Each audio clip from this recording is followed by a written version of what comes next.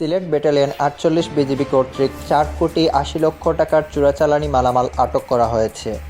সোমবার ১৮ ফেব্রুয়ারি গোপন সংবাদের ভিত্তিতে সিলেট ব্যাটালিয়ন ৪৮ বিজিবি এর দায়িত্বাধীন সিলেট এবং সুনামগঞ্জ জেলার সীমান্তবর্তী এলাকায় বাংলাবাজার, প্রতাপপুর, কালাসাদেক, নোয়াকোট, তামাবিল, বিচরাকান্দি, পান্থুমাই, সোনারহাট বিওপি কর্তৃক অভিযান পরিচালনা করে বিপুল পরিমাণ ভারতীয় স্কিন শাইন ক্রিম, কফি, চিনি, কমলা, ডাবর গোলাবেরি ক্রিম, ফুচকা, গরু বৃষ্টি, paper napkin, Betnovate and cream, Vaseline lotion, potash fertiliser, sari, শুটকি, ডাবর রেড টুথপেস্ট, হাজমোলা, ওডোনিল, ডাবর আমলা হেয়ার অয়েল, চকোলেট, জিরা এবং মদ আটক করে।